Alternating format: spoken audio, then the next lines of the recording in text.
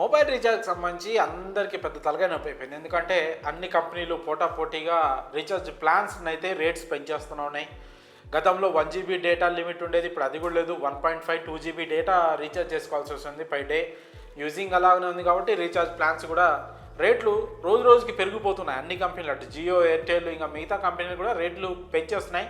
ఉన్నంతలో బిఎస్ఎన్ఎల్ కాస్తున్నాయి. అయితే చాలామంది ఫీచర్ ఫోన్లు అంటే స్మార్ట్ ఫోన్లు కానీ చిన్న చిన్న ఫోన్లు ఉంటాయి కదా, ఏవైనా అంటే పెద్దోళ్ళు వృద్ధులు కానీ పల్లెటూర్లలో ఉండే చాలామంది వాళ్ళు కూడా కొన్ని ఫీచర్ ఫోన్లు వాడుతూ ఉంటారు. వాళ్ళకి పెద్దగా స్మార్ట్ ఫోన్తో పని ఉండదు. జస్ట్ ఫోన్ లేపి వస్తే ఫోన్ మాట్లాడటం, లేదంటే ఎవరికైనా ఫోన్లు చేయడం, ఇంతవరకే ఫోన్ వాడతారు. అలాంటి వాళ్ళు కూడా ఈ డేటాతో కలిపిన రీఛార్జ్ ప్లాన్ని చేసుకోవాల్సి వస్తుంది. అది మంత్లీ కావచ్చు, 6 months కావచ్చు, 3 months కావచ్చు, ఎంతైనా కావచ్చు. కాకపోతే ఖచ్చితంగా డేటాతో కలిపిన రీఛార్జ్ ప్లాన్సే ఉన్నాయి అందరికీ.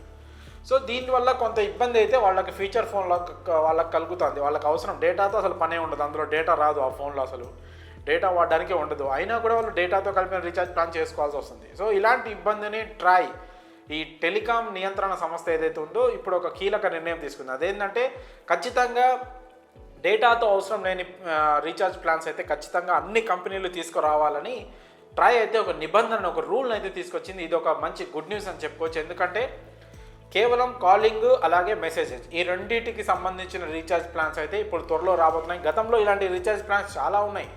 ఓచర్లు కూడా తీసుకునే వాళ్ళు 10 రూపాయలు, 20 రూపాయలు, 30 రూపాయలకు సంబంధించి రీఛార్జ్ ఓచర్లు కూడా ఉంటాయి. అలాంటివి కూడా అందుబాటులోకి తేవాలని కూడా ట్రై అయితే ఇప్పుడు ఒక రూల్ అయితే పెట్టింది. అన్ని కంపెనీలు కూడా జియో, ఎయిర్టెల్ అన్ని కంపెనీలు కూడా ఖచ్చితంగా ఈ రీఛార్జ్ ప్లాన్ అయితే తీసుకురావాల్సి ఉంది. దీన్ని కూడా రేట్ చాలా తక్కువగా ఉండే అవకాశం. ఎందుకంటే డేటాకి ఎక్కువ అమౌంట్ మనం పే చేస్తున్నాం. ఇప్పటి నుండి డేటాకి పే చేయకుండానే రీఛార్జ్ ప్లాన్ చేసుకోవచ్చు. ఇది పల్లెటూరుల్లో ఉండి చిన్న ఫీచర్ ఫోన్లు వాడే వాళ్ళకి, అలాగే వృద్ధులకు ఎవరైతే కేవలం ఫీచర్ ఫోన్లు వాడతారో వాళ్ళతో పాటు రెండు సిమ్ములు చాలామంది వాడుతూ ఉంటారు. ఎందుకంటే పర్సనల్ యూస్కి ఒకటి ఉంటుంది, అలాగే మిగతా బ్యాంకులకు సంబంధించి అదే ఆధార్ కార్డ్ లింకుకి సంబంధించి ఇలా ఖచ్చితంగా చాలామంది దగ్గర రెండు సిమ్ కార్డ్స్ ఉన్నాయి. గతంలో ఎట్లా ఉండేదంటే 2 సిమ్ములకు కూడా అవసరం ఉన్నా లేకపోయినా డేటా రీఛార్జ్ చేసుకునే వాళ్ళు మంత్లీ కావచ్చు, 2 months కావచ్చు, 3 months కావచ్చు. సో ఎక్కువ డబల్ రీఛార్జ్ చేసుకోవాల్సి వచ్చేది. అది కూడా పూర్తిగా డేటా వాడకపోయినా కూడా రీఛార్జ్ చేసుకోవాల్సి వస్తుంది. ఇప్పుడు అలాంటి వాళ్ళకు కూడా గుడ్ న్యూస్ ఇది. ఎందుకంటే ఇకపైన ఒక సిమ్కి మీరు డేటా రీఛార్జ్ చేయించుకొని ఇంకో సిమ్కి జస్ట్ అది యాక్టివ్గా ఉండేందుకు జస్ట్ కాలింగ్, మెసేజ్కి సంబంధించిన ఒక చిన్న రీఛార్జ్ ప్లాన్ అయితే చేసుకుంటే సరిపోద్ది.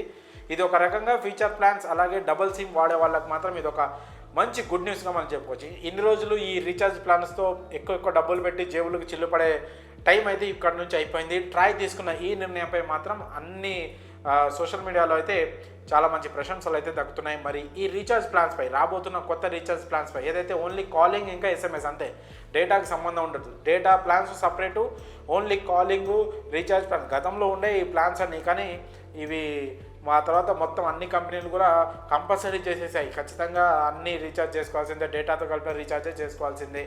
గతంలో ఇన్కమింగ్ ఫ్రీ ఉండేది, ఇప్పుడు ఇన్కమింగ్ ఉండాలన్నా కూడా అంటే సిమ్ యాక్టివ్గా ఉండాలన్నా కూడా రీఛార్జ్ చేసిన పరిస్థితి.